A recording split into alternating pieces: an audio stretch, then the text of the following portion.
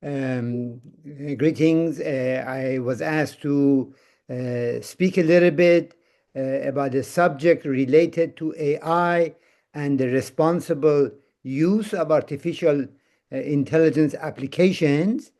In my presentation, the thesis that I will present to you is this: that we need to develop a conceptual framework for study and action collectively in every community so that humans continue to have power and agency over the technology systems. So the systems of artificial intelligence do not take control and do not shape the development of communities. So first, maybe I will speak about what is this concept of a framework. We can imagine an artist like a painter. A painter usually paints on a canvas. The canvas is made of some fabric and it is affixed to a usually rectangular wooden framework. If the pen of the artist remains within the framework, he or she can continue to paint. But if the pen moves outside the framework, it is not possible to paint anything. So that is a concept that we are using, developing a conceptual framework for study and action, in particular in reference with new technologies of artificial intelligence. So we can ask ourselves, what are the elements of a framework? And can such a framework be an entirely rigid construction from day one? Or is it more preferable if the structure is flexible? Flexible in structures can evolve, can adapt to new knowledge, to new changing conditions in society. So that's what we mean by an evolving structure. But it still has to have a shape. It cannot be that anything goes, because if it is completely fluid, then it does not have a defined shape. Part of the element of our framework is what social scientists refer to as action research. Action research is that we operate in cycles. First, we study, we consult together a community, we plan for the action, we carry out the action, then we come back and reflect on that action. And then once we have captured the insights from what we have learned from that cycle of activity, we then use that for the next cycle of planning and action. When we speak about the elements of a framework, we're not imposing value systems on anybody, but we are asking communities to be explicit, to define what are the elements of their framework. I can give you an example of the framework that I operate in. One of the principles, we believe in the oneness of mankind. Now, that principle has many applications in society. Also, it has application in industry. So imagine if you work for a multinational corporation. This company may have literally thousands of employees in dozens and dozens of countries. Therefore, it does not matter whether your employees are of this nation or another nation. You need to treat all of them as equal employees. And therefore, this principle of the oneness of mankind has wide applications to companies, to organizations, to non-profit organizations. Another element of a framework will be justice, fairness, the love for the truth, the thirst for knowledge, the attraction to beauty, a posture of learning, and a orientation towards a twofold moral purpose. We are saying that every individual, their purpose in life is to achieve two things. One is the transforming of themselves to get better and better, aiming for excellence through acquisition of knowledge, through acquisition of qualities and attributes and character and so forth. But then the second, equally important purpose of our lives is to contribute to the betterment of society. So improving society through increase of knowledge, through improving the character of the society. So when we think about this, society is more than just the sum of its elements, some of its individuals. Some of the characteristics of this framework is that the best aspects of social sciences can be incorporated into it. For example, we must avoid contradictions.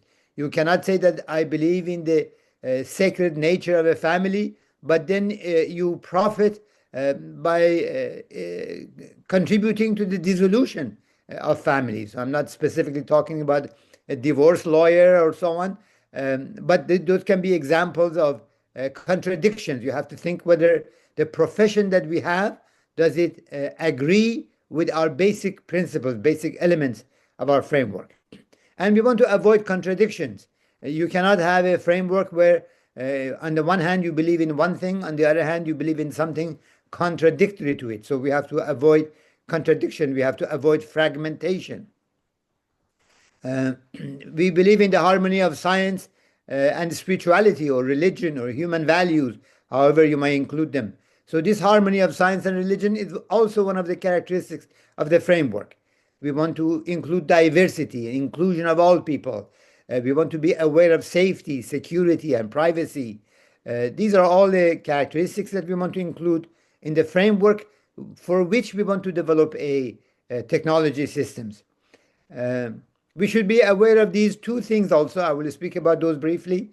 One is that there are three protagonists of change: the individual, the community, and the institutions. And also, everywhere in the world, we see two processes of integration and disintegration. Every day we see there are elements of society that are falling apart, that are disintegrating. And at the same time, we see people of goodwill that are contributing towards the betterment of society. So these two exist together, and we should be able to incorporate them in our conceptual framework.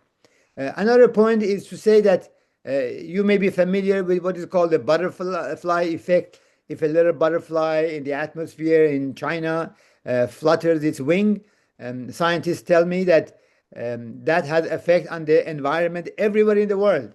The question is that new technologies, in particular this artificial intelligence, has a very strong butterfly effect.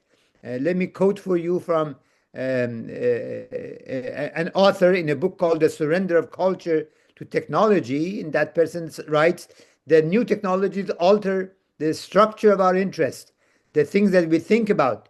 They alter the character of our symbols, the things that we think with, and they alter the nature of community, the arena in which thoughts develop. So we have to be very careful. Sometimes we think of technology merely as a tool, but if we are not careful in its use, that tool will swallow our principles and our basic values. So just to think a little bit about the recent developments in the last few years in AI, initially artificial intelligence was mostly predictive and analytic, meaning it would take a bunch of data, it would analyze the data, it would recognize the patterns in it, and then they predict the next data point. So this was, in some ways, more like a tool that a scientist or an engineer could use. Then, a few years ago, generative AI was invented, where AI is able to generate text, generate language, generate audio, generate video. And so the generative AI has altered the scene of a lot of the work. And then the third type is agentic. These are artificial intelligence tools that act as agents, and they can do all kinds of things.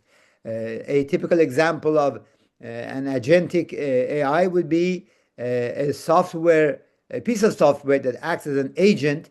You can ask for it, for example, to book an airline or a hotel or entire vacation.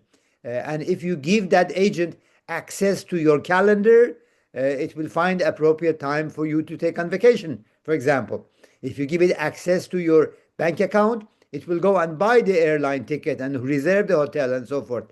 It is capable of reasoning, of interacting with other agents. And as agents multiply and increase, more companies, more organizations, nonprofits, more institutions, more governments create agents. These agents interact among themselves. The question that we have to ask ourselves is this: are we handling the AI the key to everything that we do? Or are we keeping it as an obedient servant to us? A most recent example of agentic AI is a piece of software known as OpenClaw. OpenClaw is a very dangerous piece of software. If you give it access to your credit card in order to purchase an airline ticket, it will do that for you, but also its information can leak into the open internet, and others can have access to your passwords and so on. So we are aware, for example, NVIDIA company is coming out with a alternative to OpenClaw called NemoClaw that has added security. So I'm only mentioning that as an example of the kind of precautions that we have to take.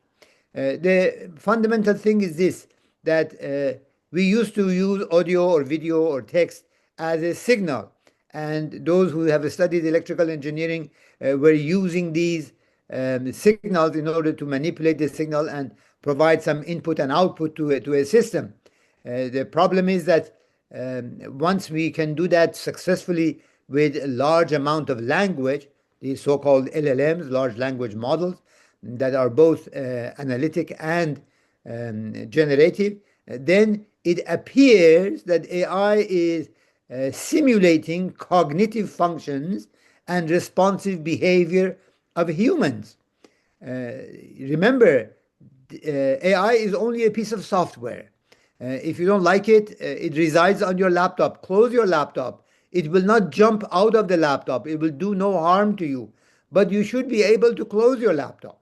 If you design these systems with autonomy, for example, connect them to weapons of war that without interference with humans, it can shoot bullets and so on, well, then we are in deep trouble. That means we are losing human agency. It is important that human agency has authenticity that comes from humans of any character, of any level of education, rather than from the robots.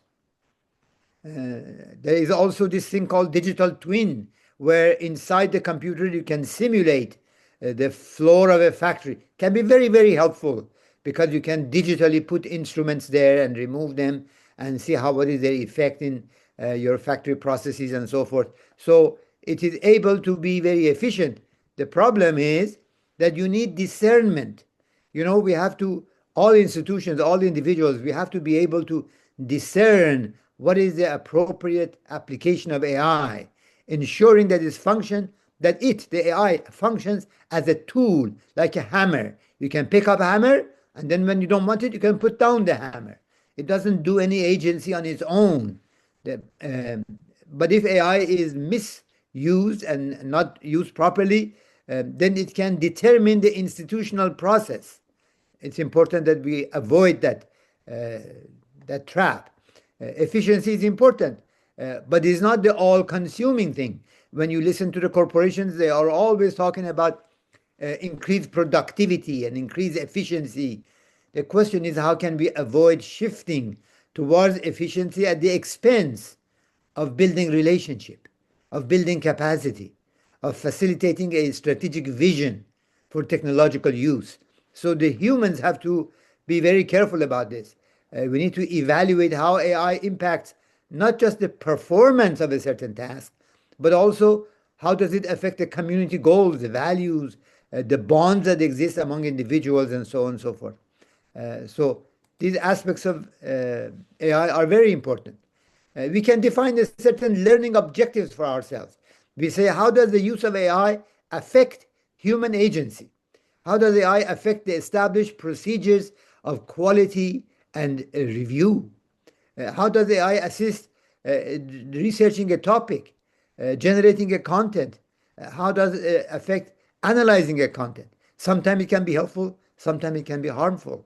What is the level of involvement of the human? I can give you some examples of helpful use of AI even in institutional work.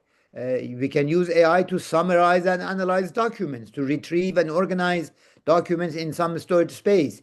We always say, oh, what was that sentence that we read from the Universal House of Justice some years ago? Well, AI can be used to search the documents quickly. Um, it can take notes, on a Zoom call, for example. AI can automatically take notes, can summarize those. It can translate from one language to another. How it can do that? Because the embedding inside the AI, let's say you want to translate from English to Japanese.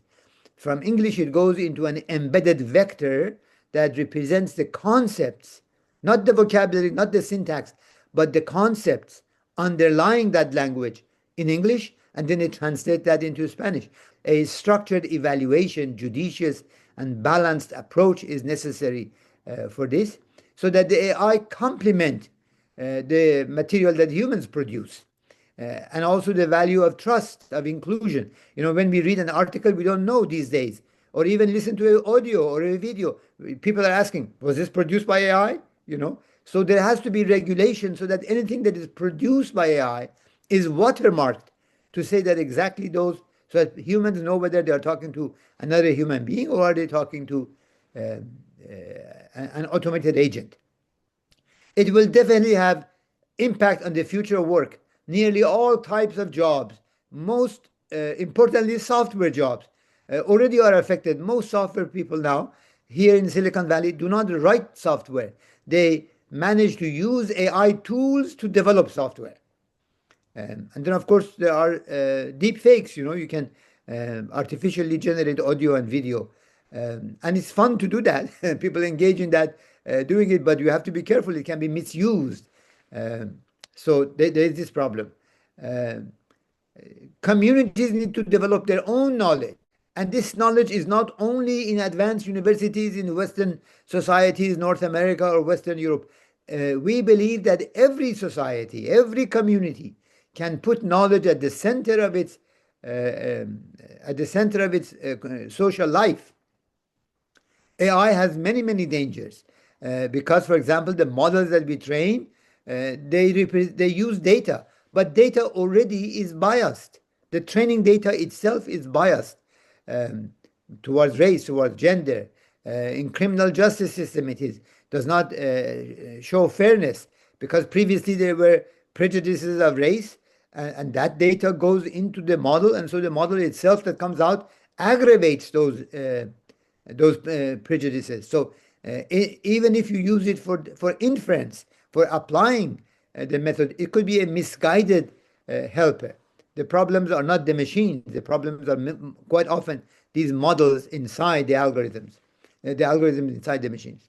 So what we want to do among all people, and this can be trained from a class for children to the junior youth to adults, everybody, to build this capacity to ask ourselves question.